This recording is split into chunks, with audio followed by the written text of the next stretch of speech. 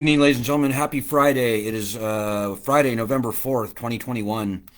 Um, we are Student Loan Justice. We're glad you found us. Where have you been? We're the oldest, largest, and in many ways only true citizens group fighting only and absolutely for student loan justice.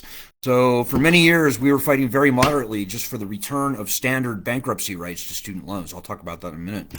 But here now, I'm sorry, guys, the lending system has failed. By all rational metrics and measures, the lending system is failed. Even before the pandemic, half of all borrowers were not paying. And 30% were paying, but their loan balances were going up, not down. So we were headed for a default rate of something like 75% or something, even before the pandemic. So the subprime home mortgage default rate was 20%. So, guys, the lending system's toast. We are now calling for the cancellation of all federally owned student loans. It's time to take this whole lending system to the backyard and throw it on the scrap heap of failed U.S. policy experiments. We are the unfortunate guinea pigs, but I'm here to tell you that the pandemic is the nail in the coffin of this lending system, folks. No matter what they do or don't do in Washington, D.C., very few people, only half the people were paying before the pandemic. Today, almost nobody is paying.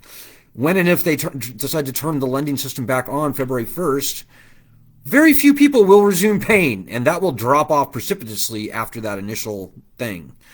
So I would say that a year from now, almost nobody is going to be paying on their student loans, all things being equal. So we started the petition in March 2020, calling for the president to cancel all federally owned student loans by executive order. Very important concept there. Unlike passing a law through Congress, like the whole COVID Relief Act, which sent trillions of dollars in PPP loans out to the economy and trillions of other stimulus, the president can cancel all federally owned student loans by executive order without needing one dime of money from the Treasury, without adding one penny to the national debt. So our petition, change.org/cancel student loans, now has well over 1 million signatures, and student loan cancellation by executive order is essentially basically at the top of the news these days. Very hot topic. So we're thrilled. But tonight, I want to maybe step back a bit and just do a short little soliloquy on why student loans are unconstitutional. I say that quite frequently. Many people, I think most people, probably put their tongue in their cheek when they hear me say that. They don't believe it, but in fact, it is true. And it's true on a number of fronts. So let me just give you the history here. So the founding fathers, right? George Washington, Thomas Jefferson, Robert Morris, who financed the Revolution. Many of the founding fathers were struggling under debt, primarily to British banks and merchants and, friends of the king, as they say. A lot of people, in certain circles, they call them the foundering fathers because they were just up to their eyeballs in debt. So they declared independence. They fought a revolutionary war. They ratified a constitution. And in that constitution, not the Bill of Rights, by the way, in the Constitution itself, Article 1, Section 8. By the way, if you have any questions or comments, throw them out. I'm very happy to respond. I love tough questions on this particular subject, by the way. It's kind of a legal thing. But I think it's very important that people understand this. So the founders called for things in the Constitution. They called for things like the power to raise an army, the power to build a navy, the power to declare war, the power to coin currency, the power to create a judiciary, other very important powers. Well, in Article 1, Section 8, above, on the same list, above all those powers that I just mentioned, is the call that Congress shall have the power to create uniform laws on the subject of bankruptcies. So yeah, the founding fathers called for uniform bankruptcy laws ahead of the power to declare war and all those other powers in the Constitution. They knew something. They knew how debt could be used to conquer and enslave a country. And that's John Adams' words, not mine. So fast forward 250 years. We have what people call uniform bankruptcy laws. Like if you go to bankruptcy, whether you owe a home mortgage company for your house or whether you owe a bank for your business, you're given the same sort of treatment in bankruptcy. That's kind of the way it works, right? Everybody gets basically the same treatment in bankruptcy. That's as the founders intended. But student loans stand out like a sore thumb among all other types of loans in that they are uniquely non-dischargeable in bankruptcy. It's crazy. You can go to Las Vegas, you can borrow money and go to Las Vegas and blow it, and you can show up to bankruptcy court and you get treated the same as the guy who spent all his money building a church or something and couldn't afford to pay the loan. Like, same treatment, same uniform treatment. But with student loans, they put in this additional extra qualifying weasel, I call it, wording, which makes you prove this thing called undue hardships in most circuits, which is a very much higher bar to prove to the judge that yes, indeed, you are bankrupt, you can't afford this debt, it needs to be discharged. So student loans have been singled out in non-dischargeability for bankruptcy. And I'm sorry, but this is not, in fact, I'm not sorry. This is not what the founders intended. It is not at all what the founders intended. It is not uniform. Now, people will argue, and they do. Our opposition argues quite successfully up to this point, I might add, that no. The founders didn't mean that we needed uniform. The meaning of uniform didn't mean the same for all people, the same treatment for all people. No.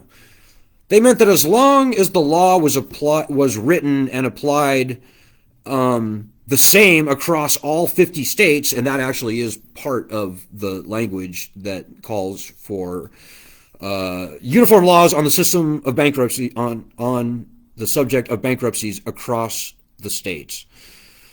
They say that across the states bit means that as long as the law is the same across the states, then it's uniform. And you know that has a certain currency to it. It sounds kind of right. I mean, you look at the words on paper and you're like, yeah, uniform laws across the states. Okay, so as long as it's the same all across the states, that's uniform, right? No, that's wrong. That's wrong, guys. And I don't care what Yale Law School PhD or a Supreme Court justice or the ghost of Antonin Scalia, I don't care what any of those people say. That is absolutely not what the founders meant when they said uniform laws on the subject of bankruptcies. Uniform had to have meant something more than just it's the same law across all the states. Because, look, as I said, the founders were being absolutely railed, destroyed in debt, right? This was a huge danger. You know, the way to tyranny was through debt, according to people like John Adams. So, by our opposition's definition of uniform, so that means, okay, you can write whatever bankruptcy laws you want, just as long as they are the same across the states. Well, by that reasoning, think about it. Congress could do the same to to other types of loans that they did to student loans. They could make, I don't know, they could make medical debt have this essentially impossible hurdle to breach. This undue hardship hurdle, which essentially nobody can prove. Undue hardship, you have to prove that you tried to pay, you can't pay now, and you will never be able to pay ever again. And that third thing is just impossible to prove, because you can never prove that you can never do something. I may grow wings out of my back at some point and fly away. You never know. I can't prove that I won't. So it's an impossible burden. Congress could do the same thing for medical debt. They could do the same thing for credit cards. They could do the same thing for any type of loan, any type of debt that you could possibly imagine. They could do it for all debt, maybe except for corporate debt, let's say. That's probably the most realistic. That's actually a not unrealistic scenario because of the power that the banks and the corporations, etc., have over our Congress. That's a very real possibility if you accept that the only thing that was meant by the word uniform in the Constitution was that it was the same across all the states. No. I think that's nonsense. And I think the Founding Fathers, were they looking down today, they would agree with me 100%. You know, a lot of people say that the Declaration of Independence was really, more than anything, it was a document about economic emancipation. It was basically about the United States shirking its debts to the old world in many ways. Yeah, it was about religious freedom, religious liberty, all that thing, freedom from taxation without representation, all those things. But most everybody in the New World had debt to the old world, including the founding fathers. So our opposition is dangerous, ladies and gentlemen. Hey, we have a comment here from Debbie Gates. Thank you, Debbie. I appreciate the tough questions, by the way. I really do. This is a very important subject, needs to be vetted thoroughly. Debbie Gates says, I'll play devil's advocate here. When this was written, there were no student loans. Higher education was free to those who chose to go. So once student loans came into being, was there an amendment added to the Constitution? No. The language defining calling for uniform bankruptcy laws in the Constitution goes back to the founding, even before the Bill of Rights. That has not been changed or amended or anything. So Congress was given the duty to create uniform bankruptcy laws. And the way student loans are treated, I'm sorry guys, it's not uniform. Uniform means more than just the same law applied across all the states. It means something like the same for all. It's uniform. Like if you have a bunch of soldiers, they all wear the same costume, right? They all get the same thing. So the meaning of uniform is much deeper than our opposition would have us think. And, to that end, we can go on even a little further and we can talk about how the founders in the Bill of Rights call for equal protection under the law. I think that goes even further to expose and sort of put a finer point on their intent that the law was supposed to treat everybody equally. So here we have people who take out student loans, who are by definition financially needy. Like you had to fill out a FAFSA to get a student loan. You had to demonstrate financial neediness in order to get a loan. So why should people who went to college that are financially needy be uniquely stripped of bankruptcy protections that everybody else enjoys? I'm sorry, that is not uniform. It is not what the founders intended.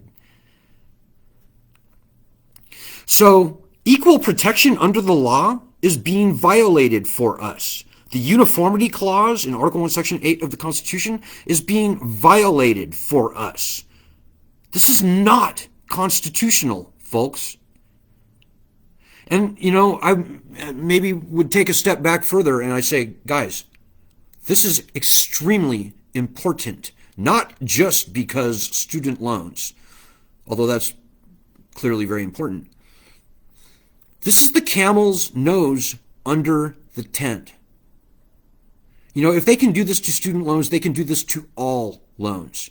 We could be sitting here 50 years from now, and this ridiculous undue hardship nonsense that is almost impossible to prove could be the law of the land for all consumer debt.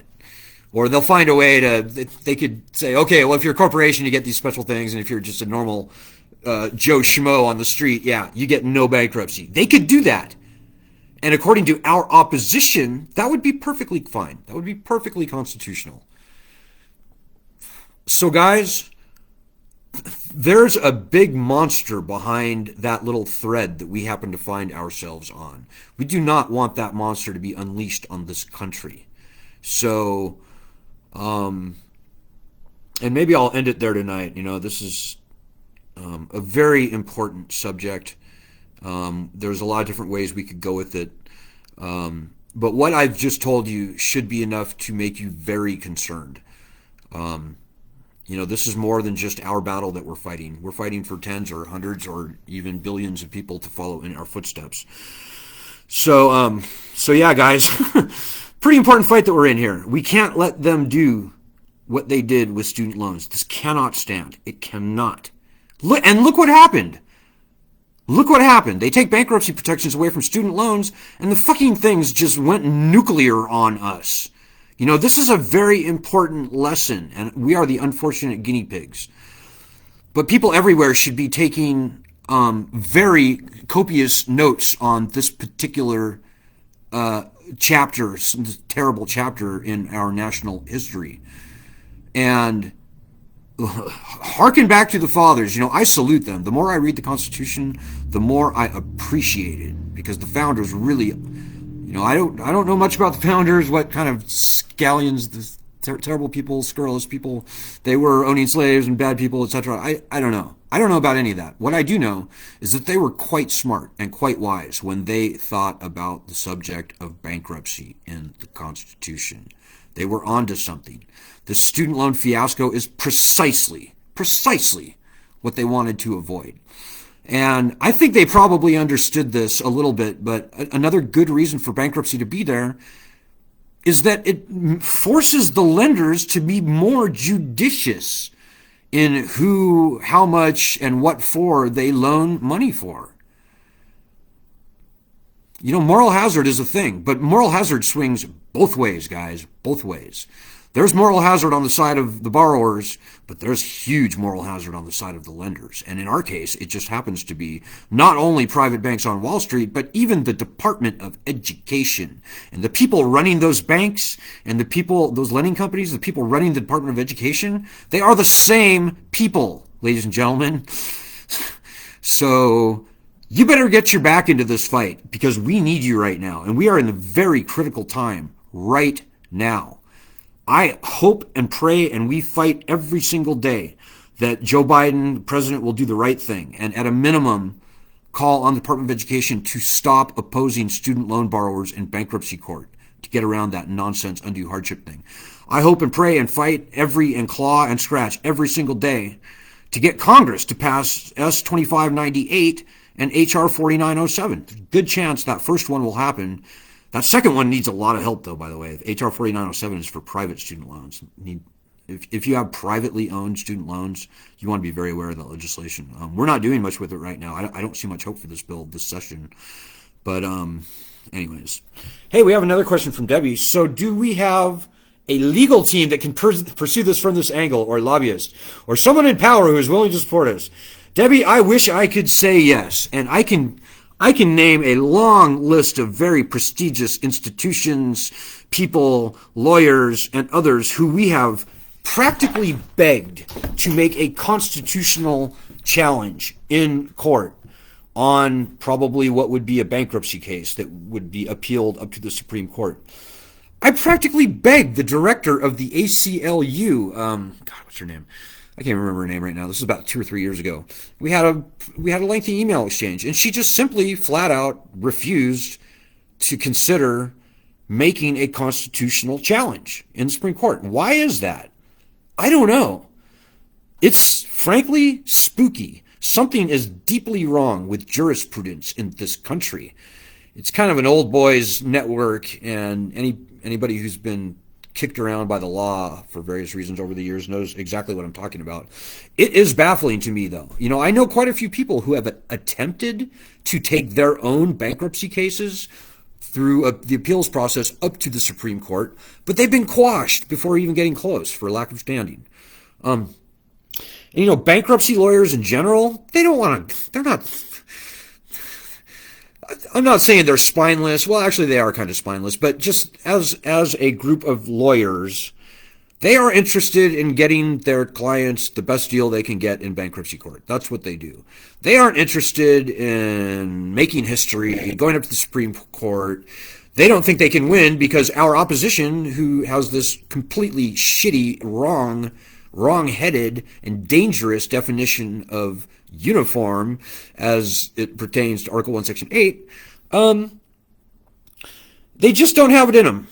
They just don't. And maybe at some point we will find a lawyer to do that. But guys, I'm telling you, after doing this for 16 or 17 years, I've completely given up hope on the judiciary to solve this problem for us. And I couldn't even tell you what the secret conversations are behind closed doors.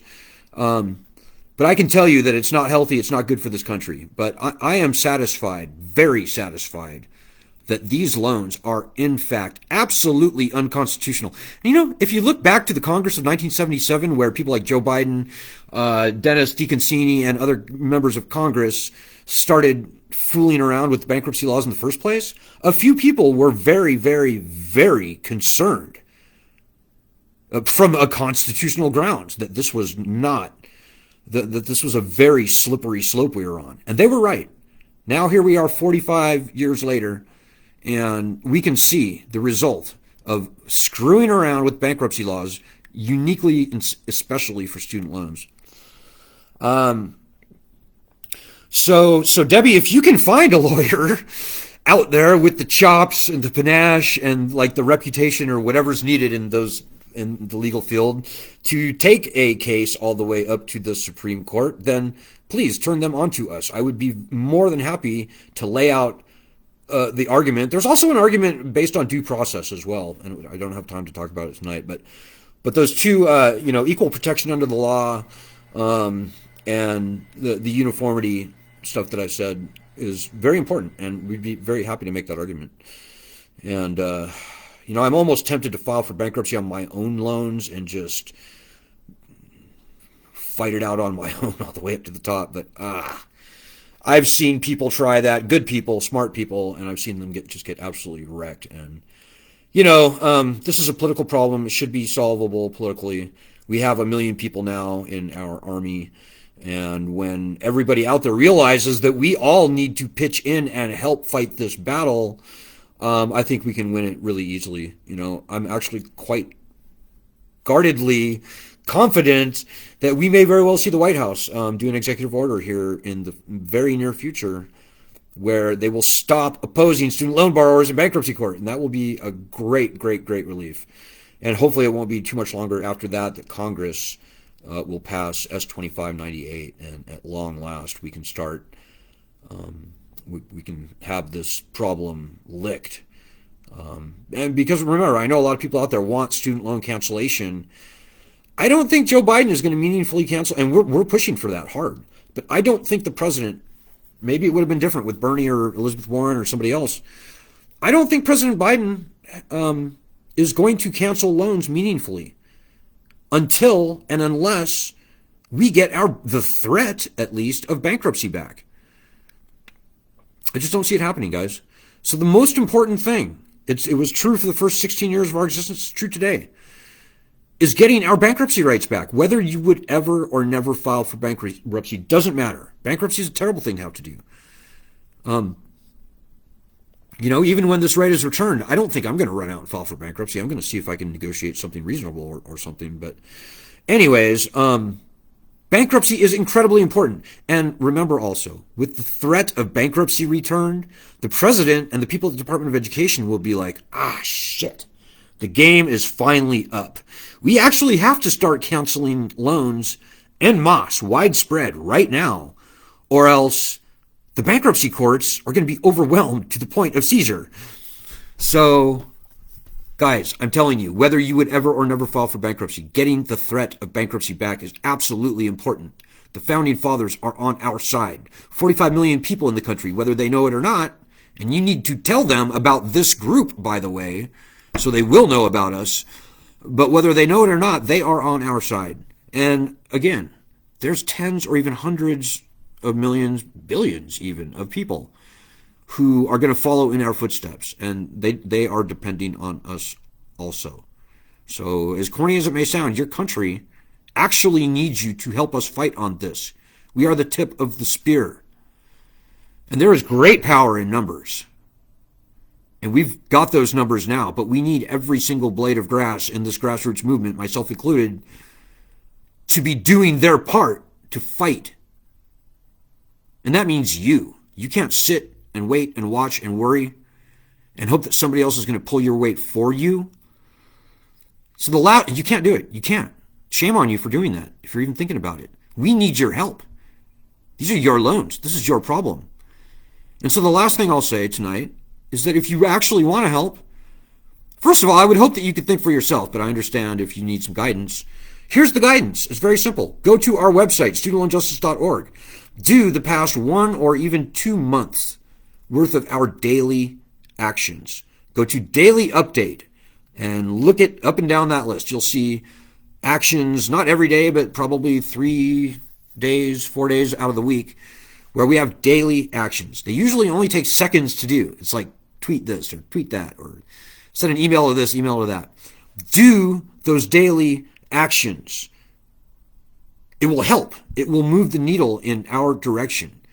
You know, if the million people on our petition and the 20,000 people on this group and the 30,000 people across our other platforms actually did those daily actions every day, we'd have this problem solved in 3 weeks.